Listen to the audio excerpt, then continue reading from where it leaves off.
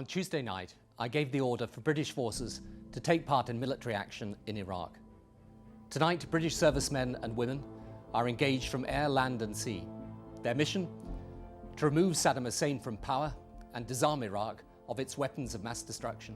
Over the last year alone, they have backed more than 20 potentially lethal attacks on UK soil. So it is clear they must never be allowed to develop a nuclear weapon. That remains the primary aim of the United Kingdom and our allies. For a lot of people in Britain, hearing this brings back a very specific memory. Millions of British people telling you we don't want this war. Now will you listen to us? If you don't mind me saying this on your way out, the great thing about this country, unlike Saddam Hussein's Iraq, is that you can get up at a public meeting and actually speak to the Prime Minister. Tony Blair, the Iraq War, and those infamous weapons of mass destruction. More than 20 years later, with tensions rising between the US, Israel and Iran, some people are feeling déjà vu. Once again, a Labour Prime Minister is facing questions about Britain and another conflict in the Middle East. Is Keir Starmer just a Blairite who's seen the ending, or a leader that's learnt from the mistakes of his predecessor? Can a Prime Minister ever truly say no to Washington? Or will Starmer change the dynamics of a historic relationship? Starmer initially said the UK would not strike Iran, but now the Royal Navy warship HMS Dragon is heading to the region. For some, that's just a precaution. For others, it feels like the start of a very familiar story. It's no wonder people in Britain are uneasy. Trust in politics is fragile. Add a cost of living crisis and another conflict in the Middle East, and it's easy to see why questions are mounting. How did we end up here again? When Labour came into power in 2024, they promised to focus on bills and inflation. Labour says it's been working to improve the economy, and inflation has fallen. But a glance at the headlines shows the cost of living crisis and rising unemployment are still far from a distant memory. Now people in Britain are wondering what a new war in the Middle East could mean, both in terms of the human toll and the knock-on effects at home, including rising living costs. After all, they've already felt the impact of Russia's invasion of Ukraine. The regime in Iran is utterly abhorrent. They have murdered thousands of their own people, brutally crushed dissent, and sought to destabilize the region. Even in the United Kingdom, the Iranian regime poses a direct threat to dissidents and to the Jewish community. The threat to Britain today is not that of my father's generation. War between the big powers is unlikely, Europe is at peace, the Cold War already a memory. But this new world faces a new threat of disorder and chaos, born either of brutal states like Iraq, armed with weapons of mass destruction, or of extreme terrorist groups. Both hate our way of life, our freedom, our democracy. The words from Starmer and Blair can sound eerily familiar. Both argue that regimes in the Middle East are a serious threat and that Britain must act in its own interests. But more than 20 years after Iraq, the shadow of that war still looms. No weapons of mass destruction were ever found. At the time, ministers insisted the intelligence was solid. Critics disagreed. Either way, Iraq taught Britons to be far more sceptical when governments start talking about threats and military action. It's something that the Conservative MP Sir Edward Lee has raised in Parliament. Many of us believe that we should be guided by the law of national self-interest, not so-called international law. Does the Prime Minister agree that we are right to be cautious in this matter, that the British public will warmly support him in defending British people and bases, but they're very sceptical about being dragged into the cesspit of Middle East politics. They remember Iraq, which some of us voted against. They remember all the arguments about weapons of mass destruction. What evidence actually is there that Iran was on the cusp of acquiring nuclear weapons? And since when has regime change from the skies ever changed the regime? Back in 2003, not everyone in Parliament was convinced. Some MPs were openly sceptical about why Britain was heading to war. Will he tell George Bush that there's almost certainly a majority of the British people against the idea of a war with Iraq?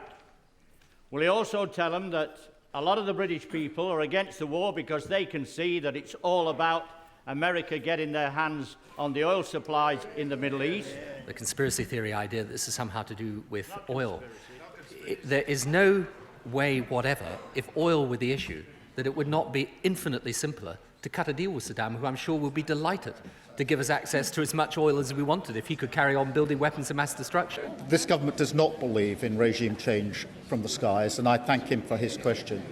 The lessons of history have taught us that it is important when we make decisions like this that we establish there is a lawful basis for what the United Kingdom is doing. That is one of the lessons from Iraq. Starmer has been clear the UK will not strike Iran, but letting US allies use British bases could still count as involvement.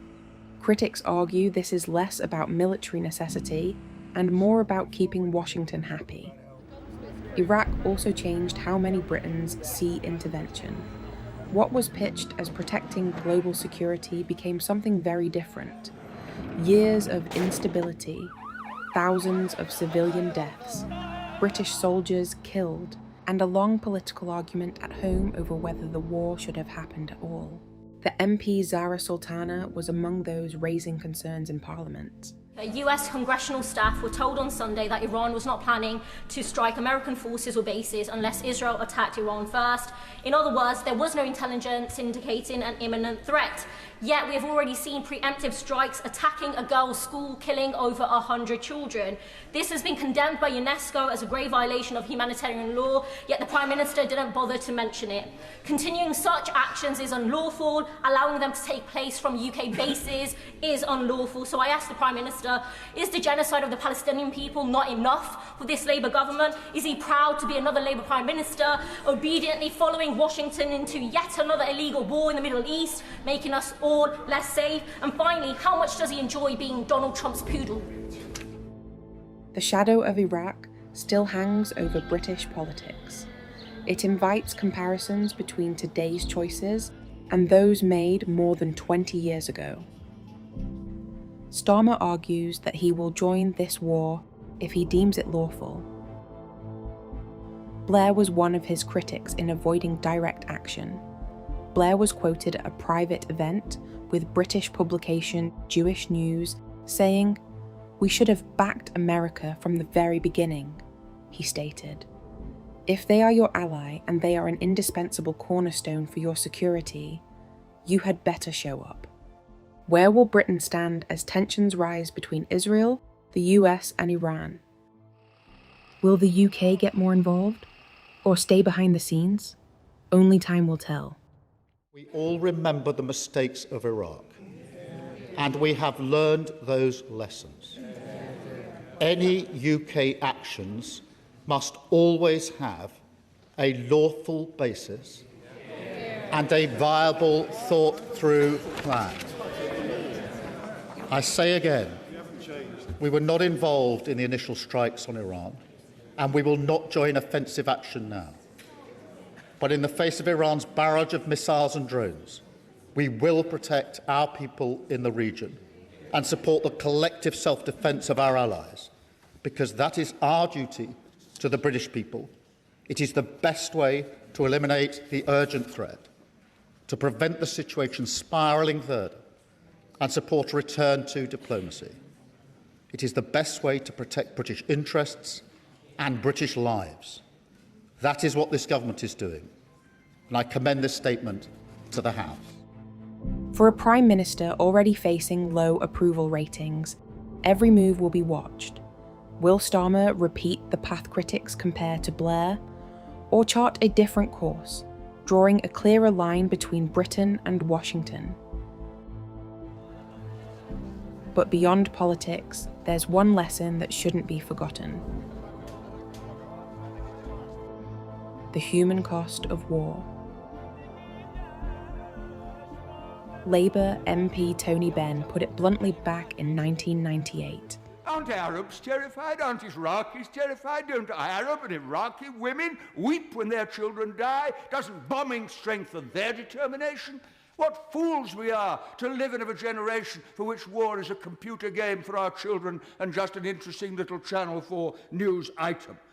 Every member of Parliament tonight who votes for the government motion will be consciously and deliberately accepting the responsibility for the deaths of innocent people if the war begins, as I fear it will. Now, that's for their decision to take.